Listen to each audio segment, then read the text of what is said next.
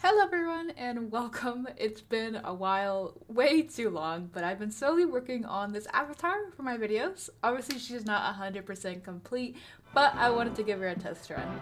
That aside, let's move on to the video. How to make a persona. This video is going to kick off a new series I'll be making, Furries For Dummies, where I'll go over bare bone basics for those both new to the fandom, or if you've been around for a while, you still have some questions or unsure of some things. One of the biggest parts of being in the furry fandom is having a persona. In this video, I'm going to try to help you in making one of your very own. So, what's a fursona, you may ask? Well, if you're familiar with what a persona is, you can probably infer what a fursona is. It's basically the same thing, just furified. But if you don't understand what either of these are, a persona is a character created by someone as a reflection of said person or as a more idealized version, and through this character are able to project how they would like to see themselves. This can be through personality, how they dress, how they speak, and even as simple as how they look. So, if you just take all of that and apply it to an anthropomorphic persona, you get yourself a fursona. And if you don't know what anthropomorphic means, it's when you give something human-like characteristics. In this case, animals. And with that, hopefully you have a full understanding about what a fursona is. Now, let's move on to actually making them. And for me, this is where it gets challenging. I'm a pretty indecisive person and have difficulty settling on one thing. It's a lot of pressure, but you gotta remember you can always create more and make edits whenever you feel like it, because it is your sona. Best way to start is by first selecting a species. If this is your first time making a sona, it's a lot easier if you just pick one of your favorite animals. In the case you can't decide on one, Google is always handy. There's also always the option of making a hybrid of your favorite animals, or even using some of the fandom's original species, such as protogens, sergals, manakits, and of course the popular Dutch angel dragon, just to name a few. Something that may help you in this decision is by making a list of what characteristics or traits you'd like them to have, and try to use that to pick a species that embodies those characteristics the best. Now, I know that not all of you are the best at drawing, but thankfully there are many gracious artists out there that have made bases for a variety of species, of which many are free to use.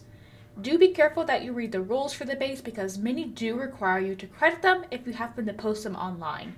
Some are also PTU or pay to use, and you actually have to pay in order to use that base. So make sure you are reading over those requirements. Once you're able to select your species, the next step is to design it. Most people tend to pick a color palette, then design them, or you can start by making the design first, and then pick what colors you'd like to use, whichever makes the most sense to you. You've probably also seen this thing called a mood board, which is very helpful in organizing what you're looking for in terms of design. It's typically a collage of aesthetic images, materials, and a color palette.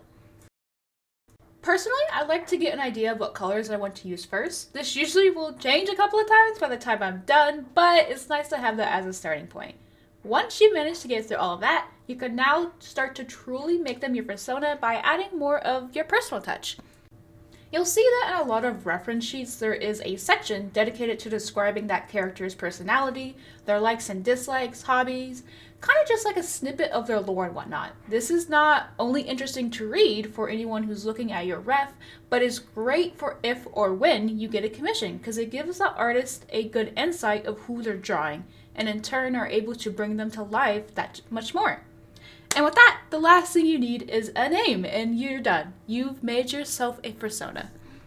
But if you're not in the mood or creative mindset to make your own character, another option is to purchase and adopt.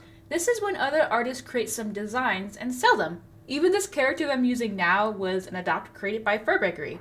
I personally, honestly, I just never paid attention to adopts, but when I saw her, I fell in love. Since then, I've just made a few changes, but I absolutely adore her and consider her to be my main sona right now. I 100% hope to get a suit of her one day. Let's be honest, you don't need a persona in order to be a part of or enjoy the furry fandom. A lot of people do, but if you aren't able to settle upon anything, you can just make some characters. Have fun with it. There are literally no limits to your creations. For some people, it takes time till they find a character they're able to really connect with, and that is completely okay. Do what you want. There are no rules, no matter what anybody else says. And that's the end of this video. I really hope you enjoyed and found this somewhat informative and it helped you, even just a little bit. If you have any questions or ideas for future videos, I encourage you to comment them below. I love answering them. And as always, thank you for watching. See you next time. Bye!